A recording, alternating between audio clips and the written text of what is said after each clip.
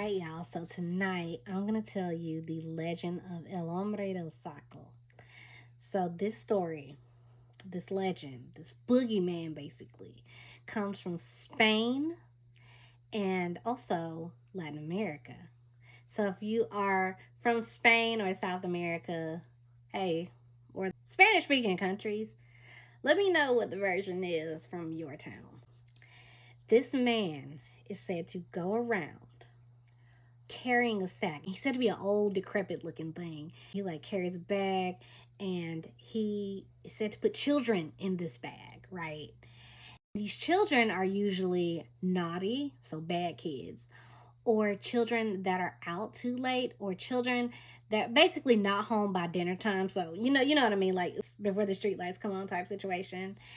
And so he carries these kids. Now, these kids are usually carried away for his evil deeds or to be eaten. Now, here's what's even scarier about El Hombre del Saco.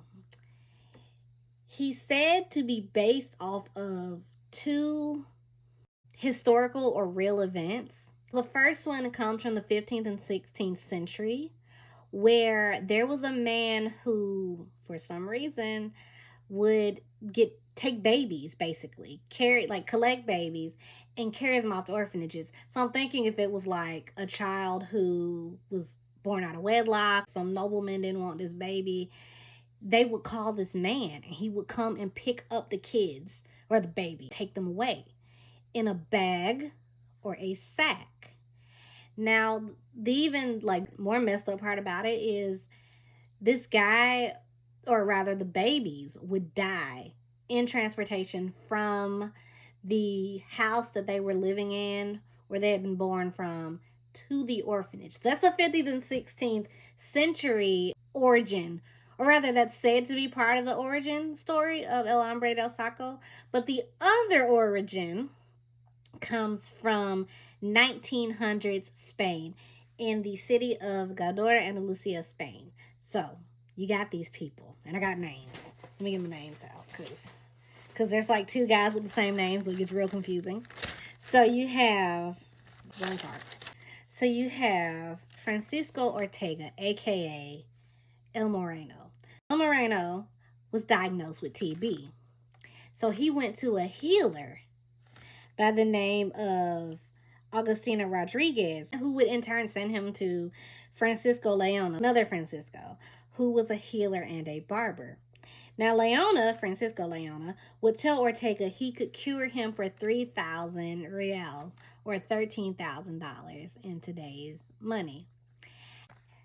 Leona would then go to Agustina's son Julio El Tonto Hernandez, who, by the way, El Tonto means a fool, so that's messed up. But anyways, I think that Julio was actually said to have some mental issues, or some not cognitive, but he has some issues.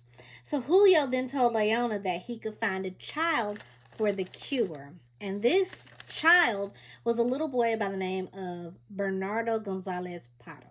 He was 7 years old. They would actually drug this little boy with chloroform and then take him back to tell Francisco Ortega that they had a child to cure him with.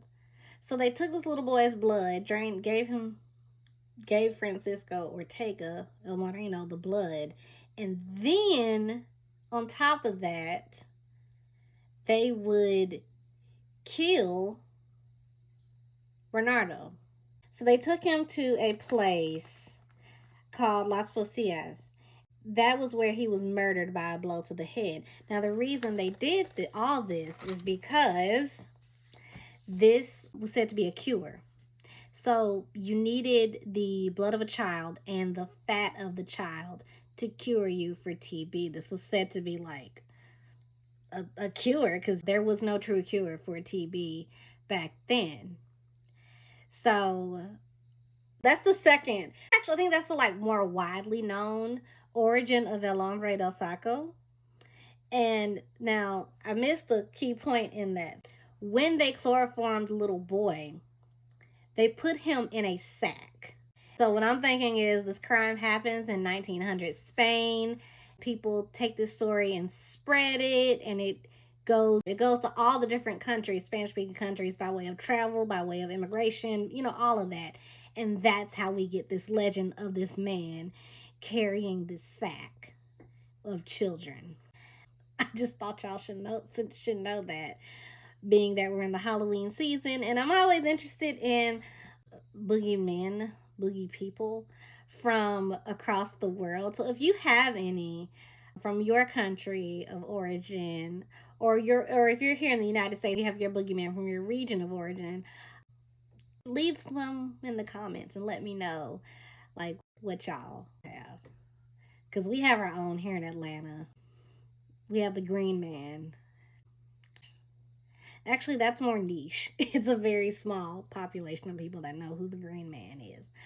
But anyways, since it's Halloween season, I thought I would let y'all know that I have a YouTube channel called Painted Haint that you can check out if you want to. I also have my Instagram, paint_it_haint21, where I post pictures. I'm going to be posting some pictures of some looks I do over Halloween, over the season. I hope to see you there, and thanks for watching. Please leave a comment, share, do what you need to, do what you want. Bye.